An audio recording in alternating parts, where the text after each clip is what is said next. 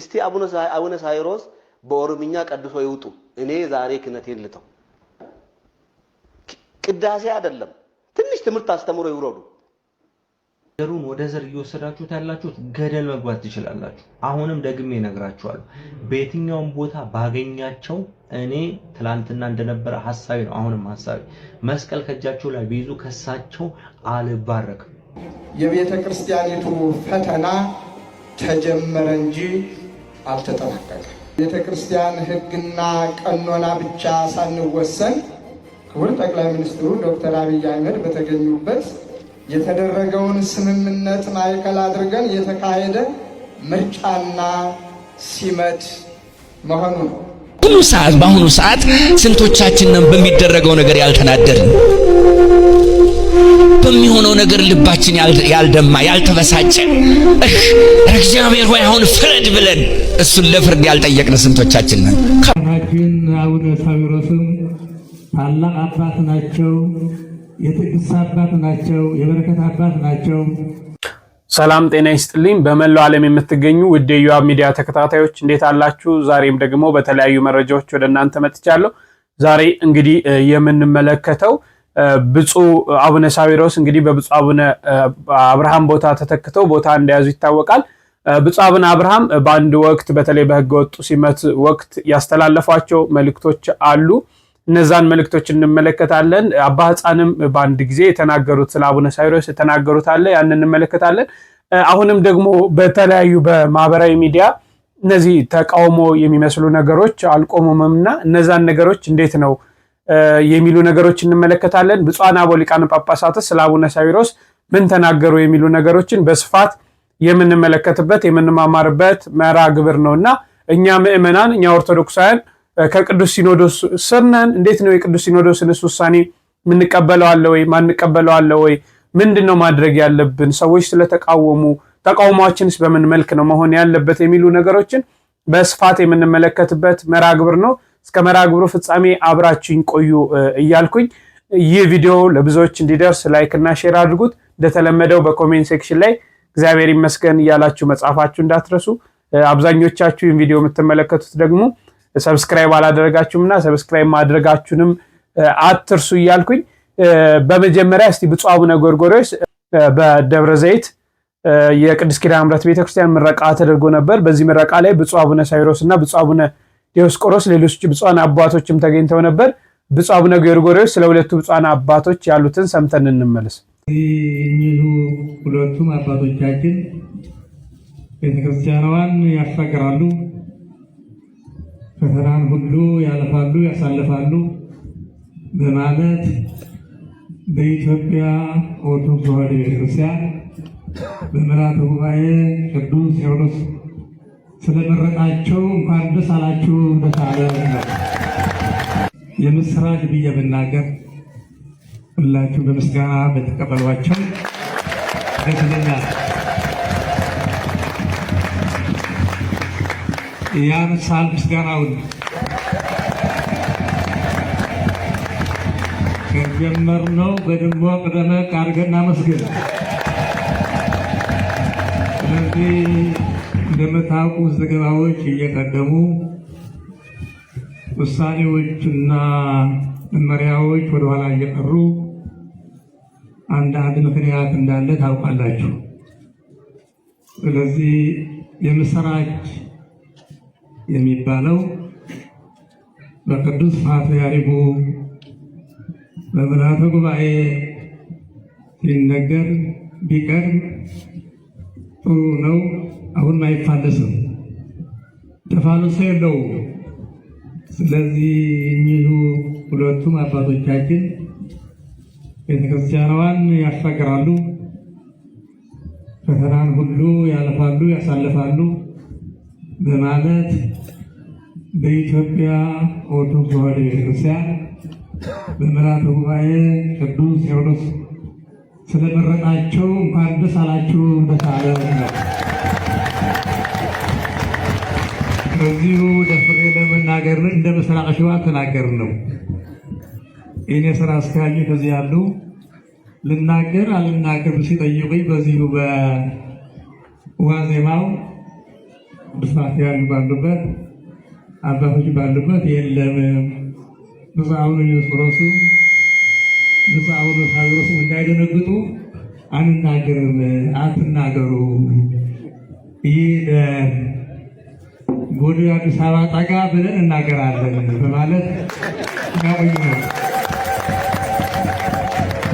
እንግዲህ እንደተከታተላችሁት ነው ቅዱስ ሲኖዶሱ ለሁለቱ ብፁዓን አባቶች ቦታ እንደሰጠና ሁለቱ ብፁዓን አባቶች ደግሞ መልካም የሥራ ዘመን እንዲሆንላቸው ቤተክርስቲያንን የሚጠቅሙ እንዲሆኑ ቅዱስ ሲኖዶስ እንደመረጣቸው ብፁዕ አቡነ ጎርጎርዮስ አረጋዊው ሊቀ ጳጳስ ተናግረዋል ማለት ነው። በብፁዓን አባቶቻችን በረከታቸው ይደረሰን።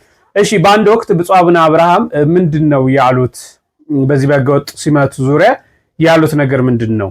የአሁኑን የኤጲስቆጶሳት ምርጫና ሲመት ልዩ የሚያደርገው በ2015 ዓመተ ምህረት በወርሃ ጥር መከሩን ወይም ምዕመናንን ምክንያት በማድረግ በቋንቋ፣ በፖለቲካ፣ በዘር ተጠልፈን ለተፈጠረው ችግር በቤተ ክርስቲያን ሕግና ቀኖና ብቻ ሳንወሰን ክቡር ጠቅላይ ሚኒስትሩ ዶክተር አብይ አህመድ በተገኙበት የተደረገውን ስምምነት ማዕከል አድርገን የተካሄደ ምርጫና ሲመት መሆኑ ነው።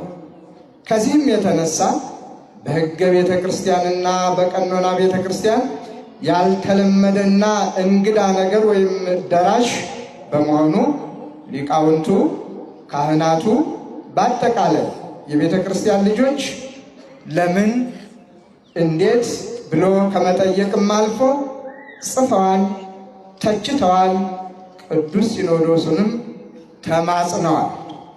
ይሁን እንጂ ቅዱስ ሲኖዶስ የሊቃውንቱን ጩኸት የሁሉንም ወገኖች ጥሪ በማቃለል ሳይሆን ችግሩ በተፈጠረ ጊዜ የሞት ሰለባ የሆኑ ካህናት፣ ምዕመናን፣ ወጣት፣ አዛውንት መከራና ሐዘን ከህሊናችን ሳይወጣ የታሰሩት፣ የተፈናቀሉት የድረሱልኝ ጥሪ በጀሯችን እያቃጨለ ከስራ የተፈናቀሉት ተራብን፣ ተጠማን አቤቱታ ሳይቋረጥ ስምምነትን ጥሰን በቀኖና ቤተ ክርስቲያን ብቻ ይሁን ብለን ብንወስን ወደ ኋላ ተመልሰን ካህናቱን፣ ምዕመናንን ለመከራ አሳልፈን ላለመስጠት ጳጳሳት ሆናችኋል ከተባሉ በኋላ በስምምነቱ መሰረት የዋለቁትን ልብሰ ጳጳሳት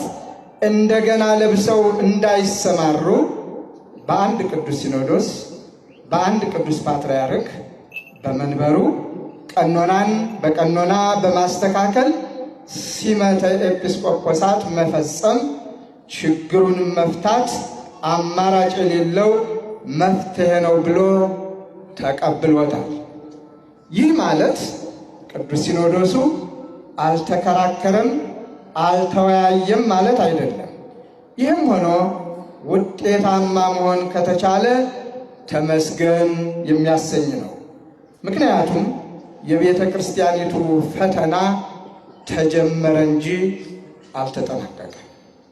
በተከታተላችሁት ነው እንግዲህ ሕገ ቤተ ክርስቲያንን የጠበቀ ሳይሆን ቀኖናዋን የጠበቀ ሳይሆን በዘመኑ ሁላችንም ስንጮ ነበር የነበረውን ክፍተት የነበረውን ችግር ለመፍታት ተደርጎ የተሾመ ነው። ይህ ሁሉ ግን በጊዜው የተከሰተው ያው ፊታውራሪ መሪ ቢሆኑ ብፁዕ አቡነ ሳዊሮስ በብዙ ጠቅሳሉ። ሶስቱ ብፁዓን አባቶች ሆነው በወሊሶ ያደረጉትን ሲመት ተከትሎ ነው ቤተክርስቲያኒቷ ላይ ከዛ ጀምሮ የነበረው እጅግ ከባድ ፈተናዎች መጀመራቸውን ፈተና በዛ ታይም መጀመሩን ብፁዕነታቸው በስፋት ጠቅሰዋል። አያይዘውም እንግዲህ በዚህ ወቅት የአቡነ ሳዊሮስን አንድ አባት አባ ሕፃን የምንላቸው እሳቸውም አንድ ነገር ተናግረው ነበር። የኦሮሞ ማህበረሰብ የተወለደ በዚህ ስልጣነ ክህነት ውስጥ ያሉት ይህን ጥያቄ ይደግፋሉ የሚባል ወሬም የሚናገሩ ሰዎች አሉ። ይሄ ነገር እውነት ነው ወይ? በውስጥ ሁሉም ኦሮሞ የሆነ ሰው ይደግፈዋል ይሄን ሐሳብ የሚሉ ሰዎች አሉ። ውሸት ነው ማለት ለምንድን ነው? እነዚህ ሶስቱ ሊቃነ ጳጳሳት ያኔ በዛ በኦሮሚያ ቤተ ክህነት ሳይቀር ስራቸው እዚህ ነው።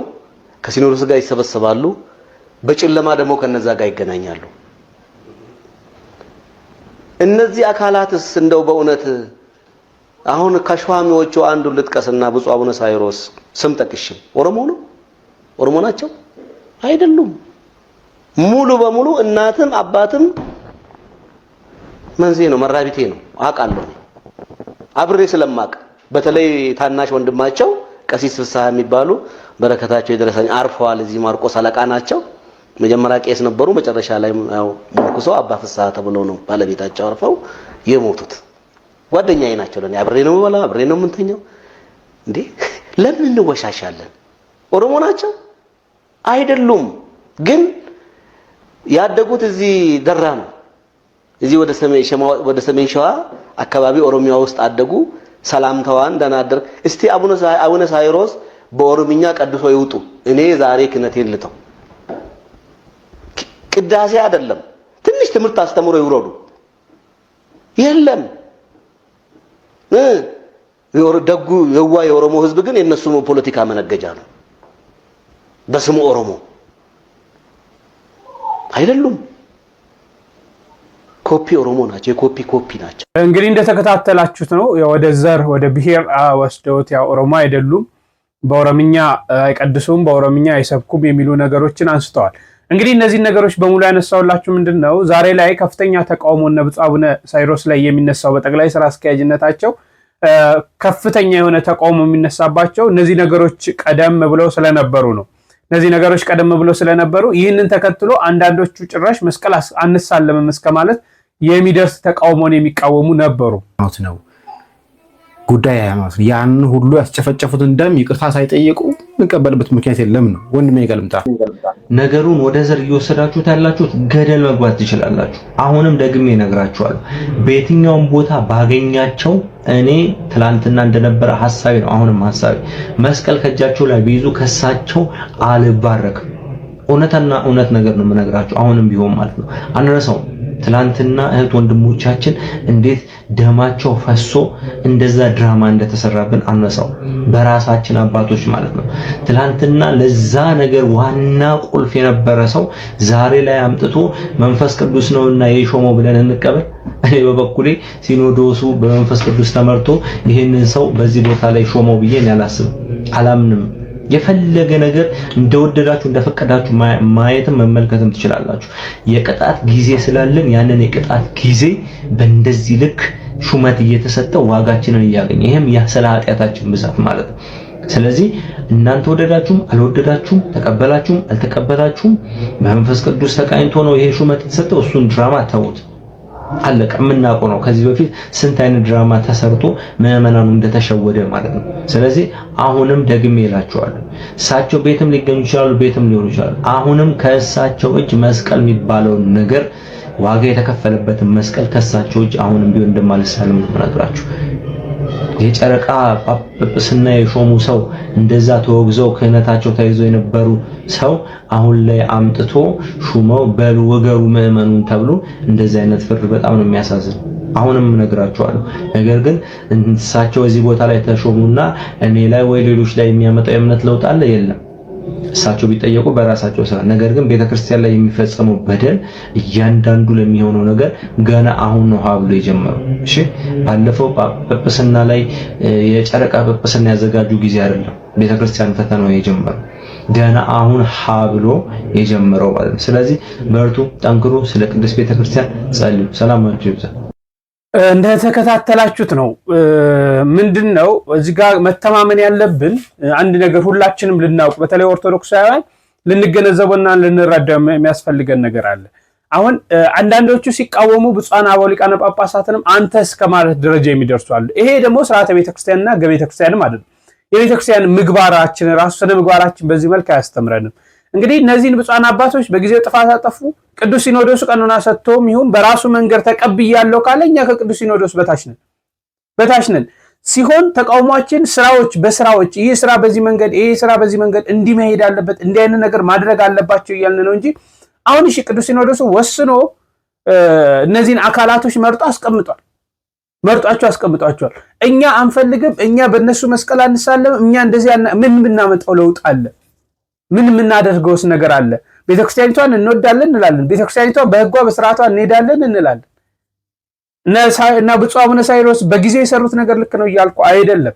ግን ዛሬ ላይ እነዚህ ሰዎች ወደ ቤተ ክርስቲያኒቷ ገብተዋል። ቅዱስ ሲኖዶስ ቀኖናቸውን ተቀብለው ቤት ውስጥ አስገብቷቸው ብፁዓን አበው ሊቃነ ጳጳሳት እንዴ ዛሬ እንደዚህ ምርጫ ሲደረስ ነው ወይ? 2 ዓመት ሙሉ እኮ ቤተክርስቲያን ሲመርቁ በሊቀ ጵጵስናቸው ቀጥለዋል።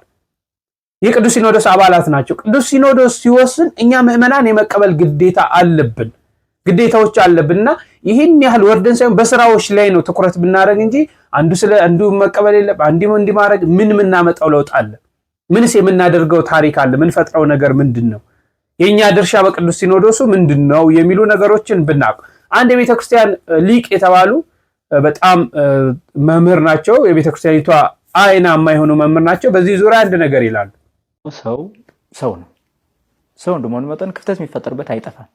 ቤተክርስቲያንን የበላይ ጠባቂዋ ሆኖ የሚመራት ራሱ ክርስቶስ ቢሆንም የበላይ ጠባቂ ሆኖ ያስተዳድራል ብለን ባስቀመጥነው በሲኖዶሱ አማካኝነት በበላይነት ደግሞ የበለጠ አንድም ሰው ቢቀር እንኳን መንፈስ ቅዱስ አይለየውም።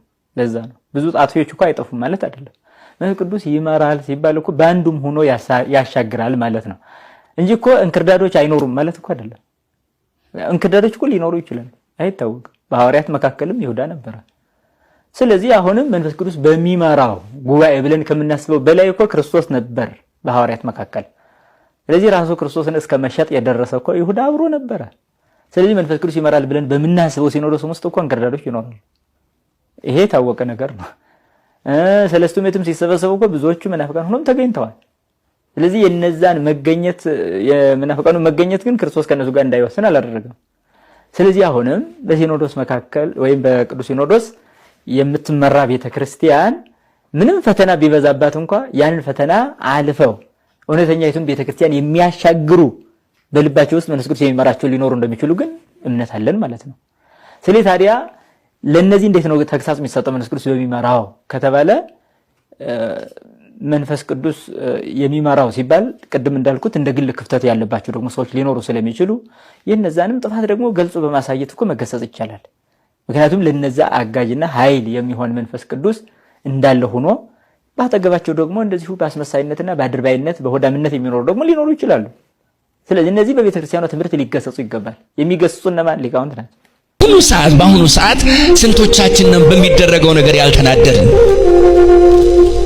በሚሆነው ነገር ልባችን ያልደማ ያልተበሳጨ እግዚአብሔር ሆይ አሁን ፍረድ ብለን እሱን ለፍርድ ያልጠየቅን ስንቶቻችን ነን? ከባድ ነው። እንዲህ አይነት ስልጣናቸውን ለጥቅማቸው ብቻ ያንን ክህነቱን ለዕለት ጥቅም ብቻ ያውሉት ነበረ። ጨለማ ዘመን እንደዚህ ነው የሚሆነው። መንፈሳዊነት ይጠፋና የእግዚአብሔር ቤት የአምልኮ ቦታ የጥቅም ቦታ ብቻ ይሆናል። አገልጋዮች ደመወዝተኞች ብቻ ይሆናሉ። አገልጋዮች፣ ዘማሪያን፣ ሁሉም የሚያገለግሉ ሰዎች ከሚያገለግሉት ነገር ጥቅም ለማግኘት እንጂ ለክብር ወይም ደግሞ የአገልጋይነት ሳይሆን የተቀጣሪነት መንፈስ በማህበረሰቡ ይኖራል። የትም ቦታ ሄዱ ስንት ነው ደመወዝ ነው የሚጠይቀው? እንዴት ነው አገልግሎት ብሎ አይጠይቅም። አገልግሎት እንዴት ነው? ስንት ይከፈላል? እንግዲህ ለመምህራችን እግዚአብሔር አምላክ ቃለ ሕይወትን ያሰማልን። ሰፋ አድርገው ተናግረዋል። ስለ ቅዱስ ሲኖዶስ ምንነት፣ ስለ ሰዎች ምንነት መምህራችን ተናግረዋል። እዛ ላይ የምንጨምረው ነገር ምንም አይኖርም ማለት ነው። ይሄንን ተያይዞ አንድ በቲክቶክ የምናውቃቸው ተራማጁ መነኩሴ የሚባሉ እንግዲህ የቅዱስ ሲኖዶስን ውሳኔ የምዕመናን መቀበል አለብን ግዴታችን ነው ብለው አንድ ቪዲዮ ሰርተው ነበር። ያን ተከትሎ በርካቶች ዘመቻ አድርገውባቸው በዛ ላይ ሰፋ ያለ ማብራሪያ ሰጥተዋልና እስቲ እንመልከታቸው። አባታችን አቡነ ሳዊሮስም ታላቅ አባት ናቸው። የትዕግስት አባት ናቸው። የበረከት አባት ናቸው። ተጓዡ መነኩሴ ነኝ። ሰሞኑን እንግዲህ ቅዱስ ሲኖዶስ ብዙ ውሳኔዎችን እንዳሳለፈ ይታወቃል። ከዚህ አንጻር ደግሞ ሁሉም እንደመሰለው የመሰለውን ሁሉ እየተናገረ እየጻፈ እየተቸ ይገኛልና እኔም ደግሞ እንደ አንድ የቤተ ክርስቲያን ልጅ የመሰለኝውን ብቻ ሳይሆን የቤተ ክርስቲያኔን ሕግና ስርዓት፣ ዶግማ፣ ቀኖና ማክበር ስላለብኝ ቅዱስ ሲኖዶስ በምልዓተ ጉባኤ የወሰናቸውን ውሳኔዎች ያሳለፋቸውን ሐሳቦች እኔም ደግሞ ያው ምክንያቱም ቅዱስ ሲኖዶስ ይሆናል ብሎ የወሰነው የምስራችም ጭምር ነውና እንደዚህ ማለት የሚያስነቅፍ አይደለምና አንዳንዶች ልክ በቃ እናንተን አስፈቅጄ እንድናገር በቃ ለቤተ ክርስቲያኗ እኛ ብቻ ነን ያለነው ቤተ ክርስቲያኗ እኛ ከሌለን የለንም የለችም ብላችሁ የምታስቡ አላችሁና በውስጥ መስመርም አንዳንድ ነገር የምትሉ አላችሁና እንደምታከብሩኝ አከብራችኋለሁ። ነገር ግን የኛን ሐሳብ ብቻ አንጸባርቅ የምትሉኝ ከሆነ ግን የናንተ መውደድ የናንተ ክብር ይቅርብኝ። እኔ ዕቃ አይደለሁም። ዝም ብዬ ማንም እዚህ አንስቶ እዛ ቁጭ በል እዚህ እንዲህ በል የሚለኝ አይደለም። አስባለሁ፣ የሚያገናዝብ አይምሮ አለኝ። አንድ መነኩሴ ነኝ። ስለዚህ ያንተ የራስ የሆነ ሐሳብ ግንዛቤ እንዳለ እኔም ደግሞ እንደዛ ነው እንጂ በአንተ ሐሳብ አንተ ያንተን ሐሳብ ልትጨነኝ አትችልም። ያንተን ሐሳብ እንዳንሸራሸርልህ የሆነ ልታስፈራራኝ አትችልም። እኔ መነኩሴ ነኝ። አንዳንዴ ምን ነው መነኩሴ የሞተ ነው እንደዚህ ነው ምናምን እያላችሁ አልነበር እንዴ? ታዲያ የሞተ ይፈራል እንዴ? አልፈራም እኔ እያልኩ ነው። በምንም አይነት መንገድ ምናልባት የኔ ድጋፍም ይሁን ያንተ ተቃውሞ ለብፁዕነታቸው የሚጨምርላቸው የሚቀንስላቸው ነገር የለም። ምናልባት ግን ቢያንስ የእናንተ አንዳንድ እንደዚህ መተቸት የብፁዓን አባቶቻችንን ሊቃነ ጳጳሳት አባቶቻችንን ስም አንተ እያሉ መዝለፍ የሚያጸድቅ መስሎ ነው። ይሄ ጀግንነት ነው። አንድ ሊቀ ጳጳስም አንተ እያሉ መጥራት ይሄ ጀግንነት ነው ወይም ደግሞ የጽድቅ ስራ ብለህ ይዘህ ነው። ተሳስተሃል። ምናልባት ካንተ ተቃውሞ የኔ ድጋፍ ለቤተ ክርስቲያን ይጠቅማት ይሆናል። ቢያንስ ባይጠቅማት እንኳን የኔ ድጋፍ ወይም ደግሞ የቅዱስ ሲኖዶስን ውሳኔ እኔም ደግሞ ያን ውሳኔ በሞባይሌ ላይ ወይም ደግሞ በምጠቀመው ፔጅ ላይ መለጠፍ ለቤተ ክርስቲያን ባይጎዳት ባይጠቅማት አይጎዳትም። ያንተ ግን አንድና ሁለት ሐሳብ እንደዛ አንተ ምናምን እያላችሁ የወረደ ቃል የምትናገሩት ሁሉ ቅድስት ቤተ ክርስቲያንን አይጠቅማትም። ይልቁንስ ደግሞ ያስተቻታል። መስቀል አስረህ አንድ ሊቀ ጳጳስን አንተ እያልክ መጥራት ጽድቅ መስሎ ከሆነ ተሳስተሃል። ምናልባት አንተ ስለሰደብክ፣ ስለጻፍክ፣ ስላወረድክ እንድ ስላልክ የአንድ ሊቀ ጳጳስ ክብር ዝቅ አይልም። ደግሞ ከኔና ካንተም በላይ ለቅድስት ቤተክርስቲያናችን በደሙ የመሰረታት እግዚአብሔር ይጨነቅላታል። ምን ነው ከእግዚአብሔር በላይ ነኝ አላችሁስ? ምን ነው የእግዚአብሔር እንደ ልቤዎች ነን አላችሁስ? በእውነት በጣም ያሳዝናል። ለማንኛውም ለቤተ ክርስቲያን የምናስብ ከሆነ ቤተ ክርስቲያኗ የቀደሞ ተሰሚነቷ የቀደሞ የበላይነቷ እንዲመለስ ከፈለግን ቅዱስ ሲኖዶስን ማክበር አለብን። ቅዱስ ሲኖዶስን ሳታከብር ቤተ ክርስቲያኗን የሚመራትን አካል ወይም ደግሞ የተቋም መሪ እንደ ልጅነትህ ሳታከብር ቤተ ክርስቲያኗን እንዲላሉ ምናምን በፍጹም የግል ጥቅም እንጂ የግል ፍላጎት እንጂ ሃይማኖታዊ አይደለም። በመሆኑም እንደ ግል እንደ ልጅነት መንፈስ ዝቅ ብሎ የቅዱስ ሲኖዶስን ሐሳብ ቢያንስ እነዚህ ብፁዓን አበው ሊቃነ ጳጳሳት የመረጠ ይሄው ቅዱስ ሲኖዶስ ነው። ቤተክርስቲያኗን የእግዚአብሔር እንደ ልቤ ሆነው እያስተዳደሩ እየመሩ ያሉ ማለት ነው። ስለዚህ አንተ አንዳንዶቻችሁ ፌክ አካውንት ከፍታችሁ፣ አንዳንዶች ደግሞ ደፋሮች አላችሁ በራሳችሁ ፔጅ አንድ ሊቀ ጳጳስን አንተ እያላችሁ የምትሳደቡ ምናልባት ዋጋ ላይ ያስከፍላችሁ ይችላል። ምክንያቱም ይሄ ሽብርም ጭምር ስለሆነ ማለት ነው። ቅዱስ ቡራኪያቸው ተደረሰንና ብፁዕ አቡነ ሳዊሮስ አንተ እንደምትለው አይደለም። ምናልባት ትላንትና ያለፈ ችግር ሊኖር ይችላል። ነገር ግን የትላንትናው ችግር አሁንም እንዲመጣ ነው እያደረጋቸው ያላቸው እንጂ የትላንትናው ችግር እንዲቀረፍ አይደለም እያደረጋቸው ያለው። የእናንተ ሐሳብ ቤተክርስቲያኗን ተመልሶ ወደ ሌላ ምስቅልቅል እንደወስዳት እንጂ ለሌላ ለምንም የሚጠቅማት ነገር አይደለም። ብፁዕነታቸውን የመረጠ ከ50 በላይ ጳጳሳት ናቸው። ሌላ ከበደ አቶ እንትና አቶ ምናምን አይደለም። እናንተ እንደምትሉት አይደለም። እስኪ አዳምጧቸው። ከዚህ ቀጥላቸው እስኪ ብፁዕ አቡነ ጎርጎርዮስ ምናልባት አሉን ከምንላቸው ብፁዓን አበው ሊቃነ ጳጳሳት መካከል አንዱ የሆኑት ብፁዕ አቡነ ጎርጎርዮስ የልማት አባት፣ የጸሎት አባት፣ አንጋፋው ብፁዕ አቡነ ጎርጎርዮስ ያሉትን እስኪ ስሙ። ታዲያ አንተ ከነዚህ አባቶች ትበልጣለህ? አንቺ ከነዚህ አባቶች ትበልጣለሽ? ትላንትና እንደዚህ ሆኖ እንደዚህ ሆኖ ታዲያ ትላንትና እንደዛ የመጣው ነገር ሁሉ የእናንተ ትችት የእናንተ ተቃውሞ እየካሳችሁ ነው ማለት ነው። የራሳችሁን ስሜት ከማራመድ በስተቀረ የእናንተ በስሜታዊ ሆኖ መንቀሳቀስ የእናንተ አድማ የእናንተ ትችት ቤተክርስቲያንን ተመልሶ ምናልባት ዋጋ ያስከፍላት ይሆናል እንጂ በምንም አይነት መንገድ አንድ እርምጃ እንኳን ወደፊት አሻገራት። አንተና እኔ ከምናስበው በላይ በደሙ የመሰረታት መድኃኔ ዓለም ለዚችው እናት ቤተክርስቲያን ያስብላታል። በመሆኑም